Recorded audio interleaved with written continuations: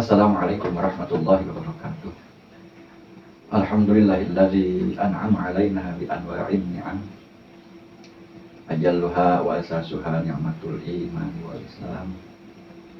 Allahumma shalli ala sayyidina wa habibina wa syafi'ina wa maulana Muhammadin khairil anam wa ala alihi wa ashabihi zabil ihtida'i wal ihkam. Amma ba'd. Viral tentang Raja Jawa. Siapa yang dimaksud dengan Raja Jawa itu? Apakah tertuju kepada Pak Jokowi atau kepada raja-raja yang dahulu atau siapa? Jadi kata-kata tersebut seolah-olah menakut-nakuti. Kemungkinan yang ditakutinya itu siapa? Sekalipun terbaca di mana momen perkataan yang disampaikan oleh sebagian daripada anggota atau ketua, yaitu Pak Bahlil. Jadi jangan coba-coba main dengan Raja Jawa. Dipahamnya dari mana? Dipahaminya ada seseorang yang pernah mengatakan di dalam sebuah video. Pada saat itu beliau sedang berbicara, ya sebut saja Pak Jokowi, bahwa di sana ada yang main-main. Tinggal tunjuk Kapolri, KPK, dan lain-lain. Di sana Pak Jokowi mengatakan kalimat main-main. Jadi kalau ada yang main-main dengan beliau, maka itu ada sanksi tersendiri. Kemudian Pak Bahlil, anggota DPR Golkar, mengatakan kata-kata yang sama, ialah kalimat-kalimat main-main. Jadi jangan coba-coba main dengan Raja Jawa. Ya ada hubungan dengan kalimat yang disampaikan Pak Jokowi, kata kuncinya main-main, dengan kalimat yang disampaikan oleh Pak Bahlil. Kalimatnya sama, jangan coba-coba main. Nah, karena kalau main bisa berbahaya. Mungkin itu adalah sebuah, kalau istilah ahli usul fikih, tahdzir. Sebuah sen yang mengarah kepada sanksi jika ada seseorang yang main-main dengan sang raja atau mungkin termaksud sang presiden sebagai kesan Raja Jawa. Jadi mengalihkan kata narasi dari presiden ke raja, yang kebetulan Pak Jokowi dari Jawa. Jadi ngambil dari dua sudut kata yang sama, di sana ada kalimat main dan menghubung pada sebuah ancaman. Jadi misalkan ada pejabat yang main-main dengan jabatannya, ada aparat yang main-main dengan wewenangnya, misalkan sanksinya apa, itu bagus. Kemudian Pak Bahlil juga mengatakan jangan main-main dengan Raja Jawa. Jadi saya menyoroti dengan positif dulu, ya, tidak menyoroti dengan negatif dulu.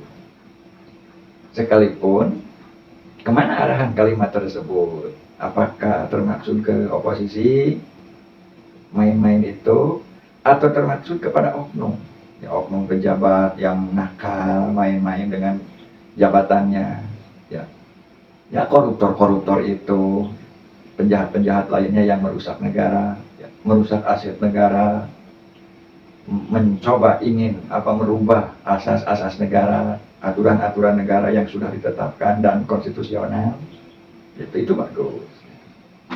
Tetapi tidak sedikit tanggapan dari publik, karena memang itu bicara di publik, sehingga membuahkan persepsi yang berbeda-beda, yang pada akhirnya menjadi, katakan, dua versi yang berlawanan. Ada yang pandangannya positif, ada yang pandangannya negatif. Dari sudut politik,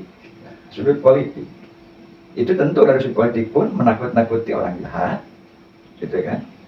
Jika memang sang raja tersebut di dalam posisi yang benar. Tetapi jika memang sang raja itu dalam posisi yang salah, maka yang ditakuti siapa? Ya pihak yang benar. Tidak ada lagi pilihan selain itu. Sementara versi publik, ya, saya sebutkan netizen saja, netizen atau masyarakat luas, sebagian yang mengetahui tentang alur politik, terutama yang aktif di media-media sosial, baik X maupun YouTube, Facebook, Instagram, TikTok. Dia membuahkan dua asumsi. Pertama asumsi positif, yang kedua asumsi negatif, tidak terlepas daripada hal itu. Kita ngambil misalnya kalimat tersebut menteror atau menakut-nakuti pihak yang jahat. Berarti posisi sang rajanya itu sedang dalam posisi benar. Maka siapa yang takut? Ya jelas pihak yang berbuat kejahatan yang akan takut. Kemudian, jika posisi sang raja tersebut di posisi yang salah, ya, kan ini kan bukan menghakimi, tapi membaca, maka yang ditakuti atau yang diteror melalui kalimat tersebut, misalkan Pak Bahli, itu adalah pihak yang benar. Maka dari dua kemungkinan itulah pucuk kata yang itu mungkin. Di mana posisi? Itu. Maka muncullah dua asumsi. Terjadilah dua versi. Bicara tentang raja yang sakti. Kalau menurut saya, itu pun penemuan daripada fakta sejarah. Raja siapapun dia, selain Allah Subhanahu wa Ta'ala, tidak ada yang sakti. Tidak ada yang sakti. Apa bukti presiden dan lain-lain dari yang memiliki kekuasaan disebutkan tidak ada yang sakti? Sekarang begini, pernahkah presiden jika ingin kunjungan ke suatu daerah sendirian berdua dengan supir? Pernah nggak? Tidak pernah. Jangankan presiden, bupati saja, bupati kalau mau kunjungan ke suatu daerah, wah, ya, dijaring, diaping-aping, tingkat keamanannya pun ketat. Lebih meningkat lagi, gubernur. Kalau gubernur mau ke suatu daerah, depan, belakang, kiri, kanan, apa? Penjaga. Untuk apa ada pengamanan, ada penjaga, begitu ketatnya? Takut ada sesuatu serangan yang mengganggu, yang mengancam keselamatan sang pemimpin. Di sini saya bicara bukan dalam arti membiarkan atau berharap seorang pemimpin bebas, bukan seperti itu. Kenapa tidak berani sendirian berdua dengan sopir? Kenapa dijaga kalau memang beliau itu betul-betul sakti? Orang sakti tidak ada yang akan ditakuti, kemanapun nggak harus dijaga, nggak harus didampingi. Depan berapa mobil, belakang berapa mobil, belum kiri kanan kalau memang jalannya luas, baru ngantri jika jalannya sempit. Nah, itu bukti bahwa tidak sakti. Ya. Yang sakti tidak memerlukan penjagaan, tidak usah dijaga, dan tidak akan ada anjuran penjagaan. Artinya tidak ada yang ditakutkan keselamatannya. Kenapa? Karena dia sakti. Oh, sakti kok, ngapain harus dijaga? Nah, itu bukti sebetulnya secara fisik dulu. Sekalipun hal itu adalah sebuah aturan main, ya, aturan main. Dan yang maha sakti Allah Subhanahu wa Ta'ala minta enggak bantuan. Ada yang membantu, ada yang menjaga, ada yang membacking. Enggak. Kenapa? Itulah hakikat yang sakti. Jadi kalau yang tidak sakti terus mengancam, itu lucu sebetulnya. Punya wewenang apa? Misalkan tentang hubungan politik pindah tangan. Berarti bukan dia yang sakti, tetapi orang lain. Sebagai contoh, saya sendiri pusing, benci saya ke seseorang yang lain, ingin melakukan sesuatu, pindah tangan, nyuruh siapa yang dipermungkinkan mampu mengalahkan seseorang tersebut. Misalkan terjadilah insiden, seseorang tersebut sesuai dengan apa yang saya mau. Nah, berarti saya bukan sakti. Kenapa? Karena yang melakukan hal itu bukan saya, kan orang lain. Itu sebagian bukti bahwa saya tidak sakti. Siapa yang sakti? Katakan pada saat itu yang melakukan sesuatu. Itu yang sakti. Termasuk misalkan sang raja-raja Jawa, raja manapun. Teman-teman semua tentu sudah mendengar kisah Raja Namrud. Ya. Dia itu yang mengaku Tuhan. Raja Namrud mengaku Tuhan. Hanya karena dijadikan raja oleh Allah, sehingga mengantar pada sebuah perasaan bahwa dirinya itu maha. Ya. Karena diberikan sebuah peluang wewenang. Nyuruh ini itu, melarang ini itu. Sehingga seolah-olah dirinya itu sebagai Tuhan, bahkan mengaku sebagai Tuhan. Sakti enggak. Fakta sejarah menyatakan Numrud hanya dengan nyamuk, ya, dengan nyamuk tumbang dia. 400 tahun menurut satu riwayat. Nyamuk nyayang di kepala. Setelah 400 tahun baru dimatikan. Siapa dia? Namrud. Raja sakti itu katanya. Mana fakta tidak saktinya kalah dengan nyamuk? Kita bicara fisik ya, bicara lahiriah. Siapa yang menyerang Namrud? Allah, bukan. Fisik lahiriah ya. Yang menyerang Namrud sesuai dengan kehendak Allah, hakikat. Bicara akidahnya. Menyuruh nyamuk. Ya. Tidak banyak, satu nyamuk mampu bertahan di kepala, di poloknya itu 400 tahun menurut satu sejarah. Sejarah lain menyatakan 40 tahun. Untuk apa? Untuk mengadab Namrud. Disiksa. Melalui apa? Digerogoti oleh nyamuk. Bisakah melawan? Tidak. Memukul kepala kurungan waktu 400 tahun menurut satu sejarah. Dengan apa? Dengan tongkat besi. Cepret. Apa harapannya? Agar nyamuk keluar. Karena medis yang ada, tabib-tabib yang ada pada saat itu tidak mampu mengeluarkan nyamuk dari kepala.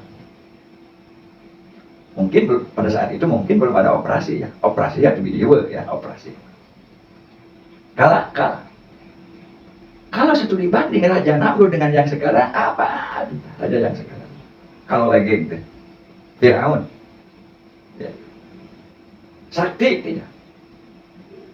Hanya dengan air. Bahkan diabadikan oleh Allah jasad. Ya, diabadikan oleh jasad. Sekarang ada di museum. Siapa? Ya mumi Firaun. Jasad Firaun diabadikan. Sebagai bukti bahwa inilah sosok yang dalam sejarah Raja Zalim. Raja yang menyiksa rakyat. Jadi siapapun dia. Raja Jawa ke, Raja Nusantara ke, Raja Timur, Raja Barat, Raja Utara, Raja Selatan, Raja Tengah. Raja manapun. Jika tidak menetapi aturan Allah, dia tidak sakti. Dia lemah. Akan dikalahkan seperti halnya Numrud. Hanya dengan seekor nyamuk. Firaun dengan air, tidak dengan tongkat Nabi Musa. Padahal tongkat itu adalah simbol atau alat sambungan mukjizat. Pada saat tragedi itu, kenapa Allah tidak menyuruh Nabi Musa untuk membabuk Firaun dengan tongkatnya? Tetapi pada saat itu Allah malah menyuruh memukulkan tongkatnya ke air laut. Kalau misalkan menurut pemikiran saya, karena Firaun sudah nyerah, sementara tongkat itu adalah sambungan mukjizat, sebaiknya atau tepatnya itu Musa pukulkan tongkatmu ke Firaun. Karena mukjizat, jangan dianggap remeh tongkat. Tetapi kejadiannya lain. Kalau saya berpikir, lalu membuatkan sebuah asumsi kata menurut, jadi yang saya pahami, kira-kira begini, Allah atau ngelehkan si awan mah tekot kudu ku tongkat anu jadi sambungan mukjizat ku cai ge kojor sih. Gitu ya. Enggak harus keren-keren dipukul dengan tongkat yang menjadi sambungan mukjizat. Sebutkan simpel tongkat mukjizat dengan air saja ngajong kayak Firaun. Kita studi Raja Firaun dengan raja yang sekarang jauh kapasitasnya, jauh. Jadi melalui kata-kata ini, obrolan ini ya, sebagai rakyat saya melihat, mendengar apa yang disampaikan oleh Pak Bahlil itu sebetulnya siapa. Sekalipun saya berhak berasumsi, tetapi mengambil satu kunci kata, yaitu main. Berarti termaksud oleh Pak Bahlil itu adalah Bapak Presiden Jokowi yang dipinjam kata presiden, yang dipinjamkan ke kata raja. Kebetulan Pak Jokowi dari Jawa disebutlah Raja Jawa. Sekian dari saya Al-Fakir dari Garut. Semoga ada manfaatnya. Wallahul muwaffiq ila aqwamit thoriq. Wassalamualaikum warahmatullahi wabarakatuh.